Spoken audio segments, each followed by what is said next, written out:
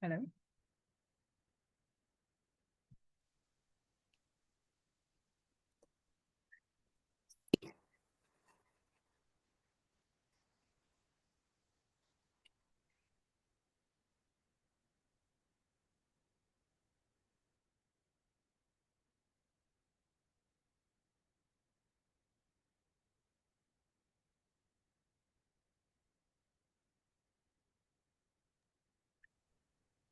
Dr. Young, can you hear me?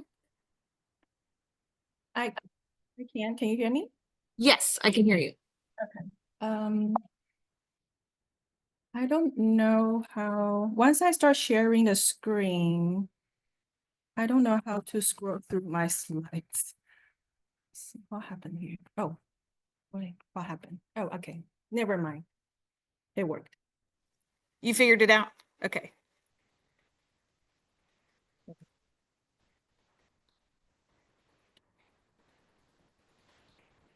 So your slides look good. I can see them and hear you just fine. So usually we give everybody about, 2-3 minutes past start time to continue to join. But if you want to start right on the hour, you can. We're already recording, so it is honestly up to you when you're ready to start. Okay. Did you take your presentation away? Yeah, It's okay if you did. I just wanted to make sure that it was on your end and not on mine. it's on my end, but Okay. Okay, good. I'm trying to figure out things. Not very computer savvy. Oh, that's okay.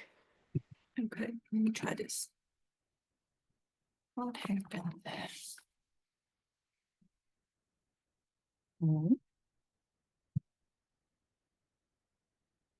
Stop sharing. Okay, let me try it again. Not this. I can see you now, but not your presentation. It's okay. Not what I'm trying to do. Let me try this instead. Okay, wait a second. Okay. No panicking. Yeah, don't panic. This is a very low stress situation. It just, okay.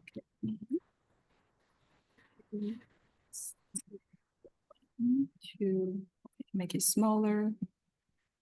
Then we'll go back.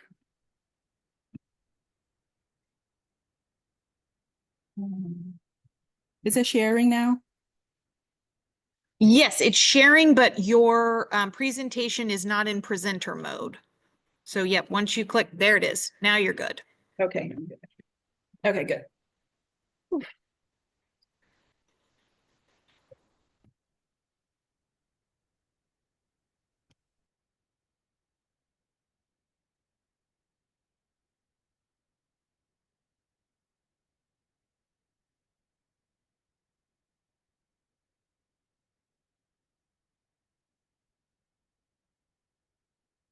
Um,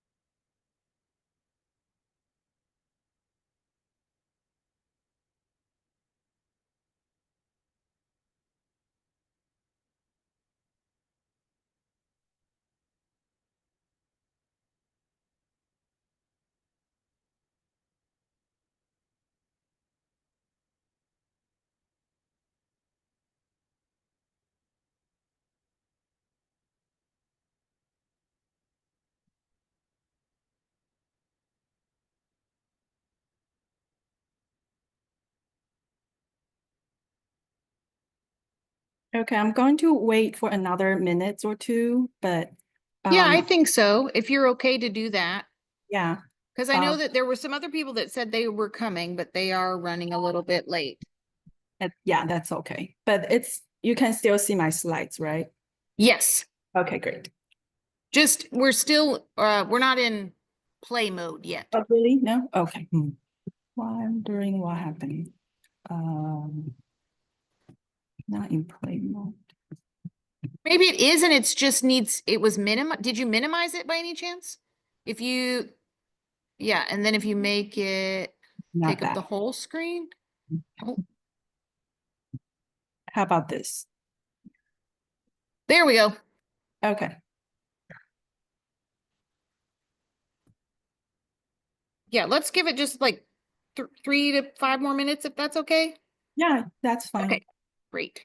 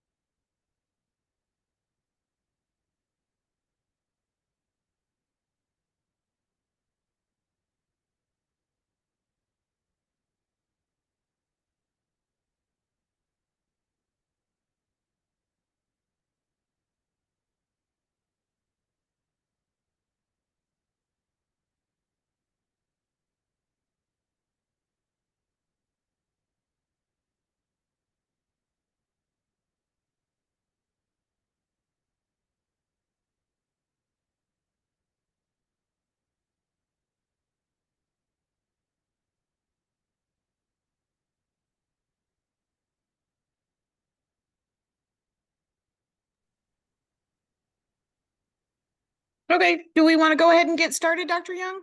Yeah, sure. All right, Okay. you can proceed. All right. So, welcome. Good afternoon or good morning, depends on where you are. I'm Sandy Young. I am a first-year resident in nephrology urology. I'm also a fellow in extracorporeal therapy.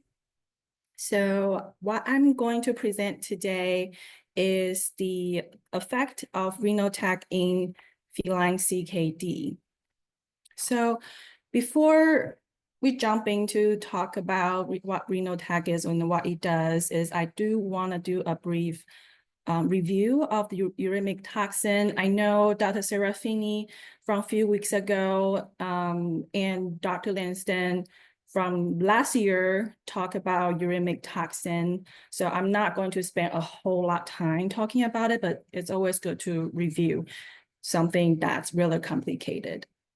So based on the new paper, the 2021 paper, they classified the uremic toxin. So at this point that we know at least 146, perhaps way more of the uremic toxins being identified. That we all know urea pretty well. By itself, it's not very toxic, but it's well studied.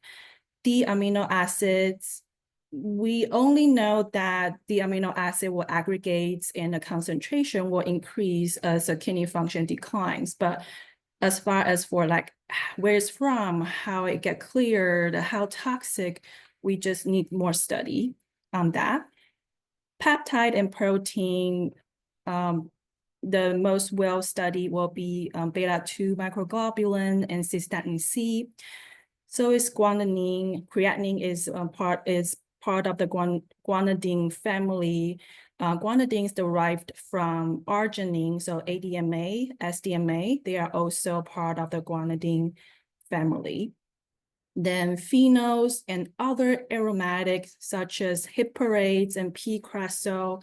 Hippurate is pretty well studied in hippurate medicine, and hippurate is pretty rich in vegetables. In comparison to P-cresol, P-cresol is is formed by the colonic bacteria, which we'll discuss later. Next classification will be indole and tryptophan metabolites, such as indoxasulfate, which we'll also talk about in the later slides. Then aliphatic amines, such as TMAO. It's also a gut microbial metabolite. I'm not really going to talk about this a lot because the paper we are going to talk about didn't talk about this uremic toxin. There's some other uremic toxin just cannot be classified yet, such as myoinositol and uric acid and oxalate. As I was doing my research, I found that myoinositol is quite interesting because it is a little bit different from other uremic toxin. It's normally oxidized by the kidneys, so the elevation of this uremic toxin does not mean there's an impairment of the excretion, but it's more like there's an impaired degradation in function of the kidney. Sorry. And then the table on the right-hand side is just all the uremic toxin that we know have evidence that telling us it is toxic. So in the left column, that means that has the highest evidence of the toxicity. And P-cresol sulfate actually is the highest among all that's higher in this left column. And then indoxasulfate, it's not as having as a high evidence as P-cresol sulfate, but it's also being pretty well studied at this point. So for the most of the gut-derived uremic toxin, there is definitely a crosstalk between the gut and the kidney. So there, hence this gut-kidney axis. So what happened is basically there are two major pathways of this gut-kidney axis. On the left-hand side of this picture that you will see there's a metabolism dependent pathway, and the right side of this picture is an immune pathway. So what happens in this metabolic dependent pathway is the dysbiosis started first, usually induced by some imbalanced diet, such as diet with low fiber, high sugar, high protein, high animal fats. Sounds like a perfect Big Mac combo to me. Then it will lead to overproduction of the P-cresol and inductosulfate in the intestines, and accumulation of those uremic toxin can actually disrupt the gut barrier and then travel to the kidney and causing kidney damage. And on the right-hand side, the immune pathway, because all this dysbiosis trigger the inflammatory cells that coming from the bone marrow, and those inflammatory cells then start to have a secondary like cytokine production and this SUPAR production. SUPAR means soluble urokinase plasminogen activator surface receptor. And so what will happen is it will lead to further inflammation in the kidney. So those two pathways talk to each other, make things worse. And unfortunately, in our CKD patients, even though we don't really give them Big Mac or fries, but with a CKD, they naturally are prone to having dysbiosis, such as like just urea and ammonia production, or antibiotics, medication, phosphate binder. They're prone to be constipated and also decrease fiber and decrease exercise. So they just started with CKD, and then dysbiosis will follow, and dysbiosis will make CKD worse. The consequences of this dysbiosis in CKD patients will be, the major ones will be RAS system activation with secondary hypertension, uremic toxin accumulation, causing a secondary renal fibrosis, all the secondary damages, but not only to the kidneys, also cause damage to the gut system, causing insulin resistance. And in the paper, they also talk about the brain gut kidney axis, because all this dysbiosis can cause inflammation in the brain and the microglial activation. And once the brain is angry, then causing even more inflammatory process happen.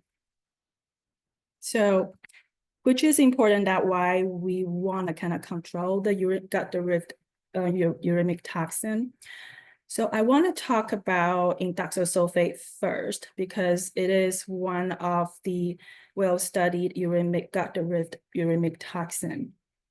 It started with dietary tryptophan.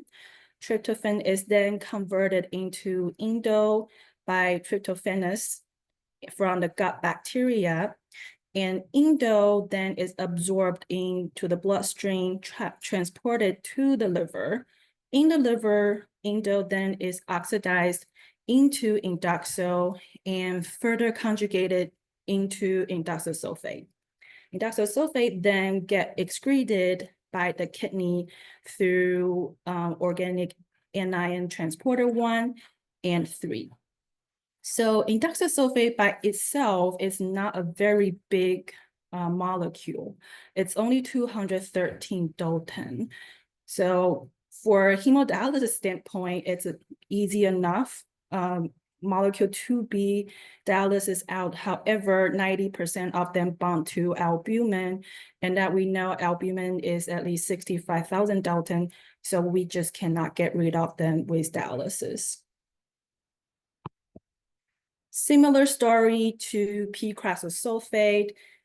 It's also from the diet, the dietary tyrosine, phenylalanine, which will be converted by the intestinal obligate or facultative anaerobes into P-cresol. Then P-cresol absorbed into the bloodstream, transported to the liver. In the liver, P-cresol is conjugated into P-cresol sulfate and then through the same pathway as indoxasulfate, it's excreted by the kidney. P-cresylsulfate by itself, again, it's not very big, but 90 to 95% of them bound to albumin. So again, we just cannot get rid of them with dialysis. So that we know, there are those terrible, terrible gut-derived uremic toxin. So there are several studies that look into the correlation between those uremic toxin and our CKD patients. In the left-hand side, that it is a paper that actually was presented by Dr. Serafini 2-3 weeks ago. This paper looking to the relationship of indoxasulfate, some gut-derived uremic toxin, if there's any increases before the onset of azotemia. So the answer is yes. In this paper, they did find that indoxasulfate and TMAO, they both increased 6 months before the detection of azotemia. In the same paper, they also found a correlation between the indoxasulfate and TMAO with the creatinine, sDNA, and USG. The right-hand side, it's another paper. They want to look into also, can indoxasulfate predict progression of the already azotemic CKD patients? What they find was they see the indoxasulfate did predict the progression of CKD in both dogs and cats with IRICH stage 2 and 3.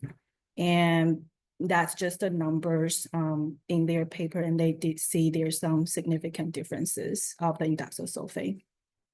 And this also is one of the few paper that actually look into indoxasulfate in dogs. So Dr. Quimby's and her team also look into the fecal microbiome and the relationship with the indoxasulfate and P-cresol in cats with CKD.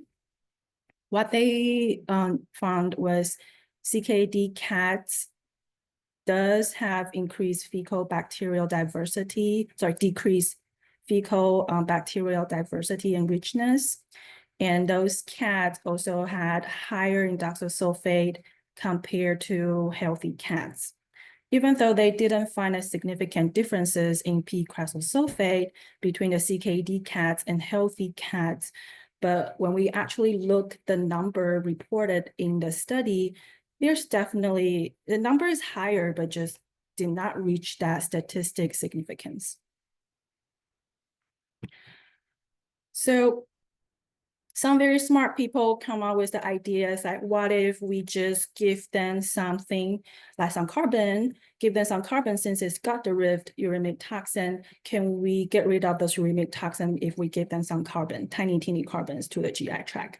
So AST120, it is AKA cramazine, is the first developed carbonaceous adsorbent.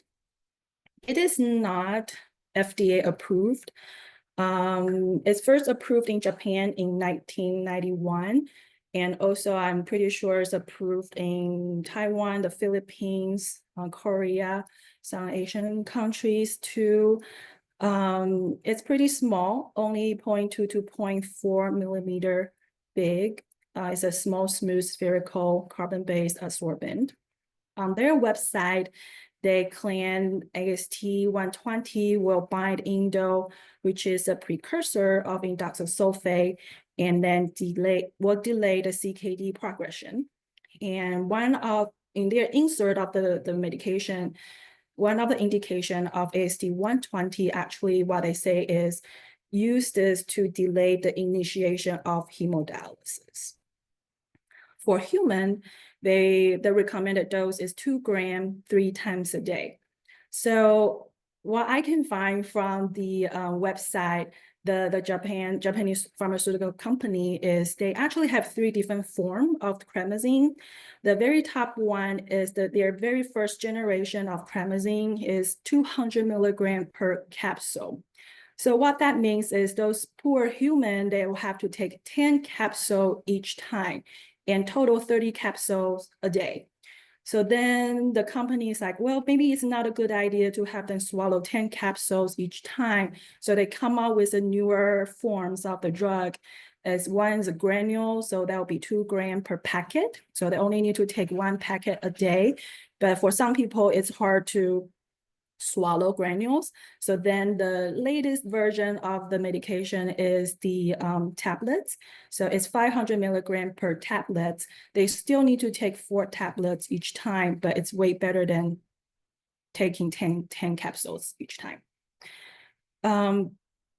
So for ACT-120, because it's not approved in the US, we just cannot get a hold of the medication. So as far as for the literature and research in veterinary medicine is kind of limited. The only thing I can find was also mentioned in the paper is this abstract that was presented in 2012 as published in the JVN.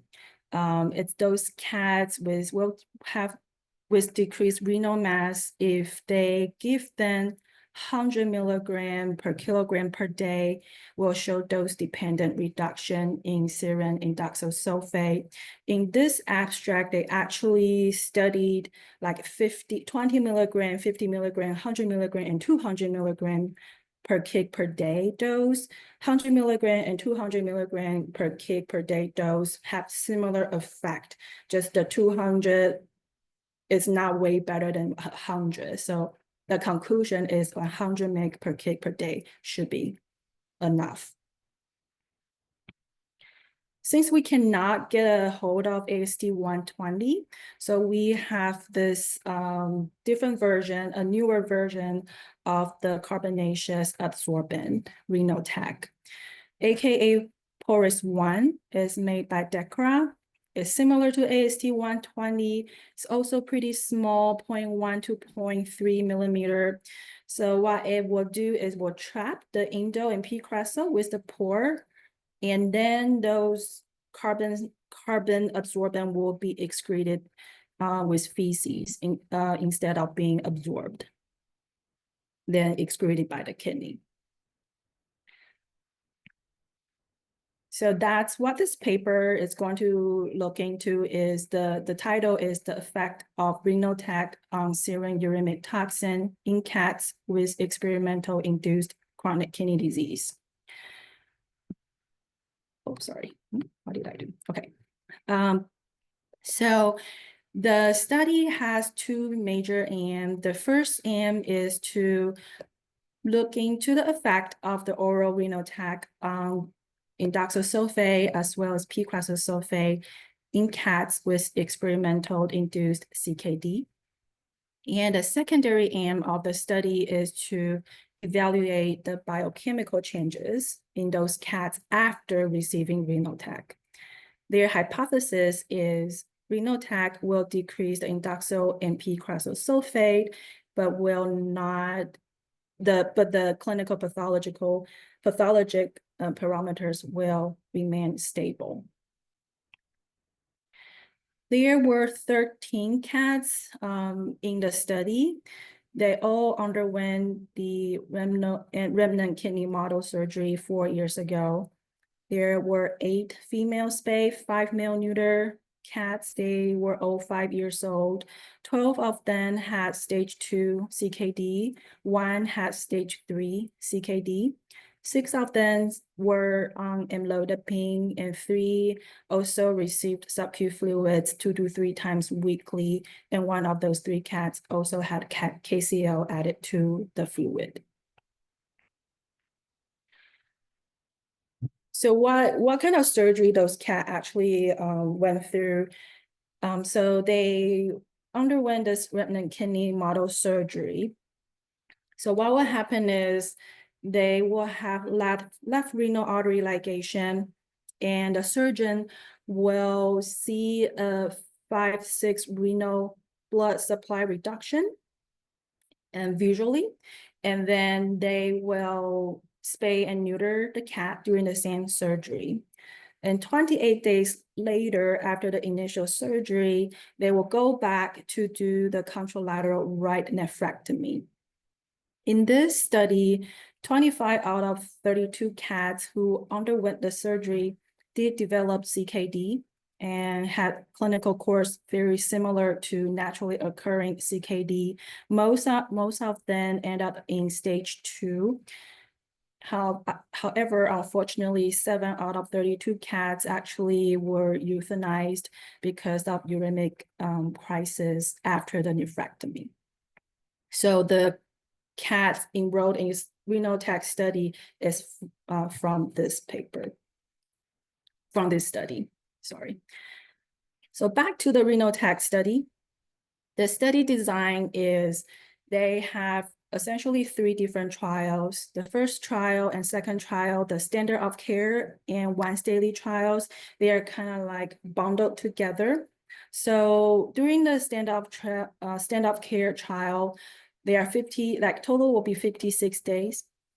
Those cats will be fed once a day in the morning. They will also be given churro, the liquid treats, once a day in the morning, but without anything in there. They just want them to get used to take churro.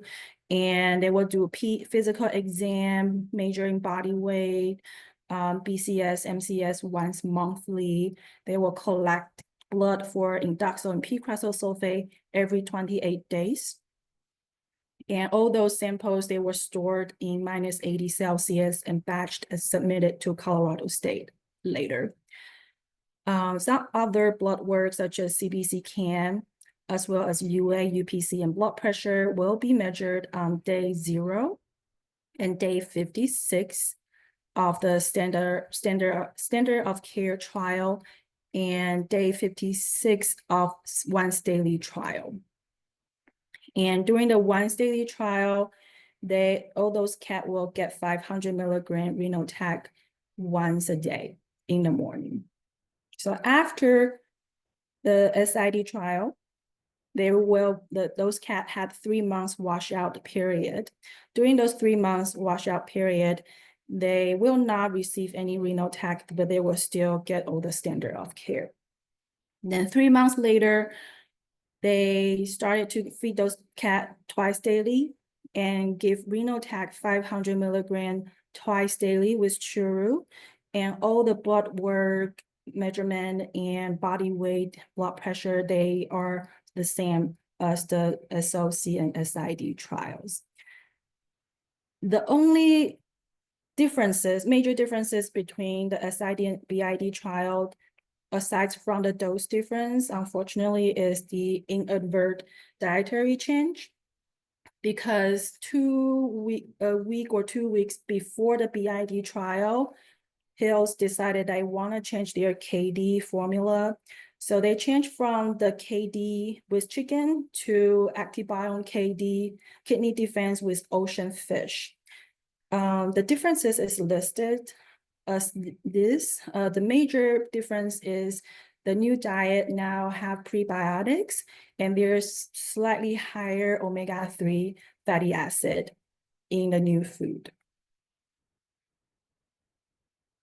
So statistic-wise, because not all the data were normally distributed, so they used the non-parametric test for all the analysis. And this is all I'm going to talk about statistics. I'm sorry. Then the result.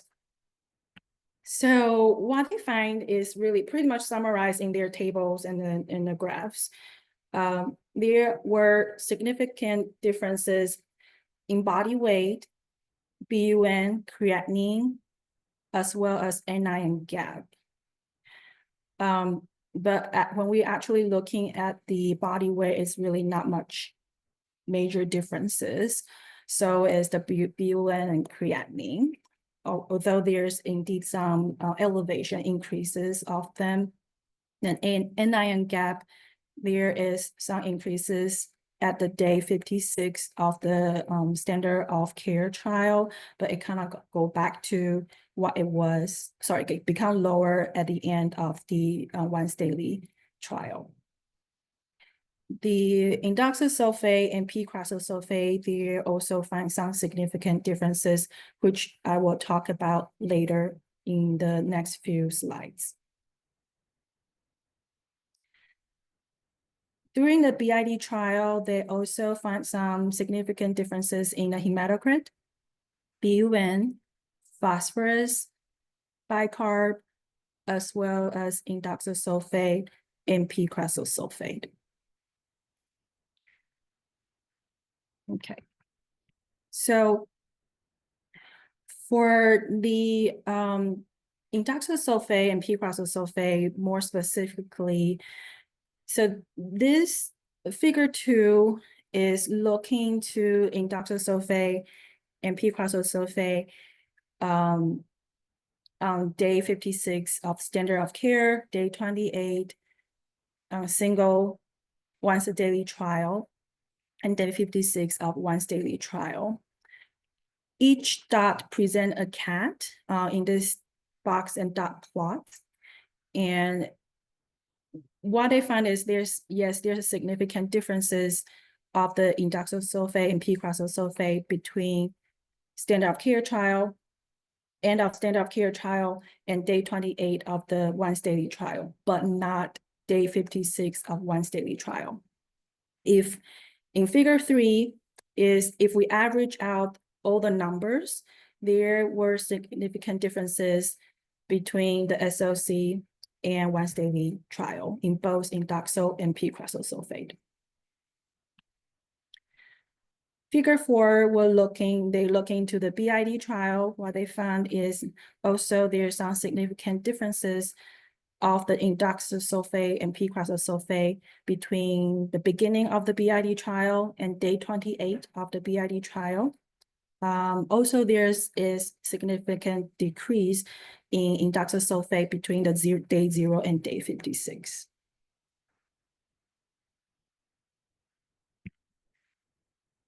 So figure 5, what they did is the percent change in indoxasulfate. So what you will see is there, based on the percent changes, they notice that there is, yes, significant differences of the indoxasulfate at both day 28 and day 56 between one standard of care control trial and twice daily trial, but not with once daily trial. And they also measure like how many cats will be classified as responder.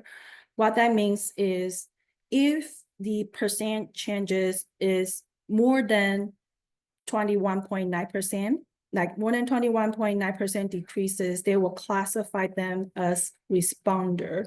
So that's what this purple line on those two graphs means.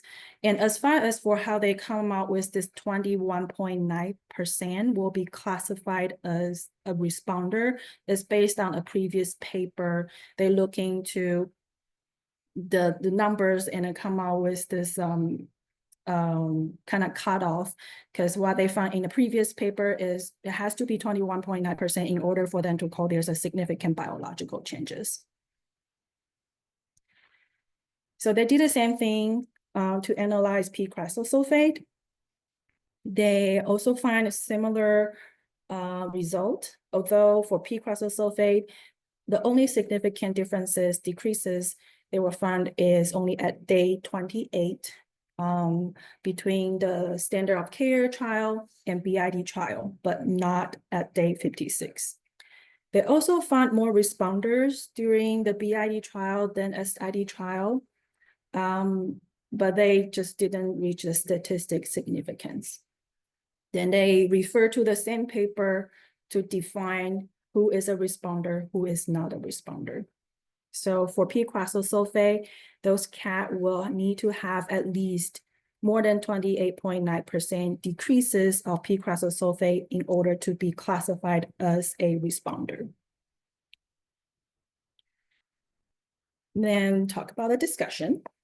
So in this paper, they found that once daily and twice daily dosing, they both decrease indoxil and p-cresol sulfate at day 28, but only the twice daily dosing will significantly decrease indoxil sulfate at day 56, but not the SID trial. So why the possible explanation for why we don't see significant decreases in once daily trial at day 28, at day 56. Possible explanation will be because it's a small group, and also uremic toxin, they can accumulate in tissue. Maybe it takes a longer time for them to leach out of tissue over time. And the other field study showed that SID dosing does in the long term decrease indoxil sulfate, but the other study, which I will mention later, is 6 months long. The other conclusion they found from the result was there are more cats with twice daily dosing had a significant reduction in indoxil in p-cresol sulfate, although the number of cat was not significantly greater than SID trial and standard of care trial. So what they're thinking, the best explanation is they can come up with like, maybe it's a feeding habit. We don't know, because some cats want like a grazer, some cats like more like a portion fed, and also the timing of giving the Renaltec may be also changing how those indoxil sulfate and p-cresol sulfate level. The other findings from this paper is there's an increase of creatinine and B1 over 4-month course of the standard of care and once daily trial. That this finding suggests that there's a progression of the CKD, but the degree of changes is clinically insignificant. So if the progression did happen, that decrease of the indoxil and p-cresol sulfate is even more in the face of the CKD progression. Lastly, there's also improvement of bicarb and N9 and GAP. That's because indoxil sulfate can contribute to metabolic acidosis, so possibly lower the indoxil sulfate will have a positive impact on the acid-base status. However, the study was not set up to do an acid-base status of CKD. Perhaps a more accurate test will be to measure the ammonia and creatinine ratio. Limitation of the study is a small sample size. It's not a randomized treatment group. And of course, the biggest thing is the inadvertent diet change, formulation change, because we just don't know what's the significance of the dietary change due to the study, especially the new diet does have the prebiotic fibers and also different protein source. So the take-home message for me from this paper is Renaltec does work. It will reduce the gut-derived uremic toxin in cats with especially stage 2 and 3. It will also improve the acid-base status. However, the current labeled dose is 500 milligrams once daily, but will twice daily be better than once daily? That we don't know for sure. There's an ongoing research going on. The first one is a group of veterinarian and scientists from Germany, written in German language, published the abstract in German journal.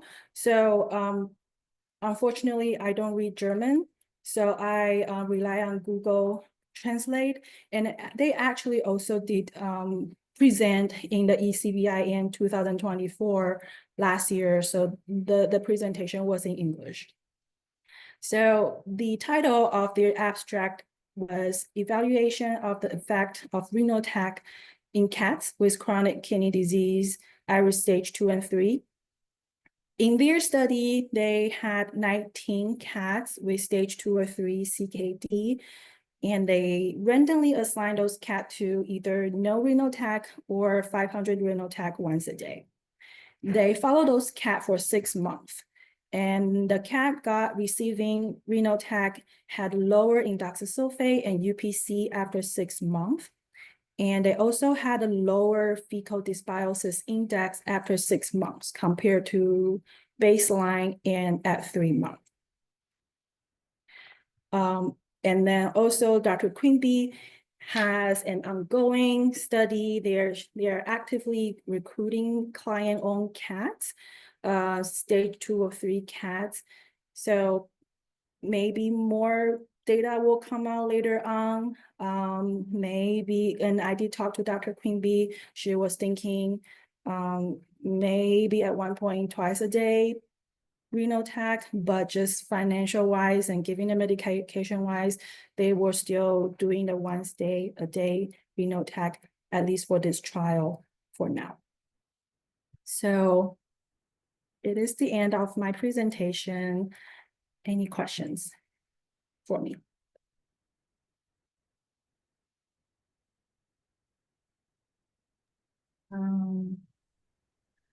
I don't see anything in the chat either. Thanks for presenting this. I'm really intrigued by the improvement in acidosis, because I think that's one of the things that I personally have not been paying enough attention to treating in my CKD cases. So this is exciting. It is. And then when I talked to Dr. Paschall about the study a few weeks back, she kind of say something like, I don't know, I didn't actually look at the data. She just say they also noted some decreases in ammonia too. So, which is also great. Thank you for presenting this. I was going to share completely anecdotally. I've used this in a couple of like pretty end stage kidney cases. And according to the owners, and it could obviously be a placebo effect, but regardless of kind of the changes or lack of changes on blood work, the patients felt better, so they ate better and had less vomiting, at least reported by the client. So I think as this more data comes in, it could be really interesting.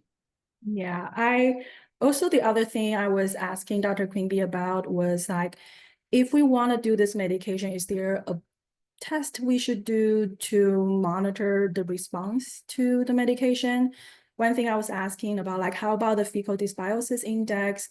I don't think that would be based on my conversation with Dr. Quimby. I don't think they think there's enough evidence of using that at this time, but sound like Texas A&M are trying to kind of commercialize the P-cresol indoxasulfate test. So potentially in the future, we may be able to send blood work out to somewhere, maybe Texas A&M, to analyze P-cresol indoxasulfate. That would be awesome. I also wanted to say thank you for presenting. I want to comment very briefly about the remnant kidney model, just because I worked with that back in the 80s. Right. Okay. Yes. And it's a very interesting model because it results in a stable stage 2 chronic kidney disease. And we did a similar type model, although we left a quarter of one kidney, so it was a 7/8 nephrectomy model. And what was fascinating, and I think people would find this interesting, is that 11 of my 12, quote, CKD cats that had measurable decrease in GFR, stable serum creatinine, and what we would call stage 2 CKD, 11 out of 12 could generate urine-specific gravities above 1050. Only one of them was below 1050. And it's not proteinuric most of the time. Now, this is a slightly more aggressive model, and they're following them out a lot further. Our cats were the surgery was done. They had a 3-month period for compensatory hypertrophy of the remnant nephrons, and then they were studied for a year with different diet effects. So you know, they were only out 15 months compared to these guys are out several years. So it's still interesting to see the differences in what happens in a ruminant kidney model in a rodent, a dog, and a cat.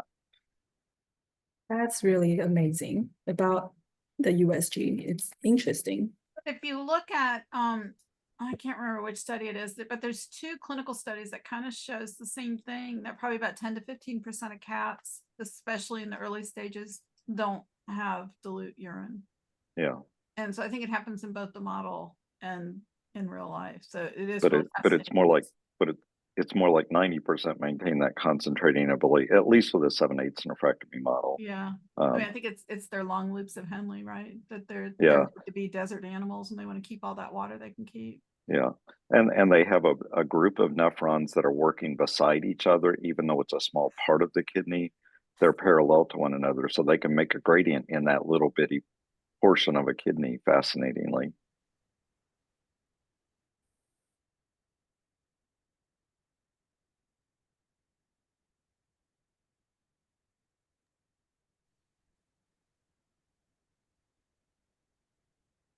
Thank you again. You're welcome. Thank you. That's a great comment and then knowledge to share. Appreciate it. Any other comments or questions or suggestion for anything, or want to share the day of your life?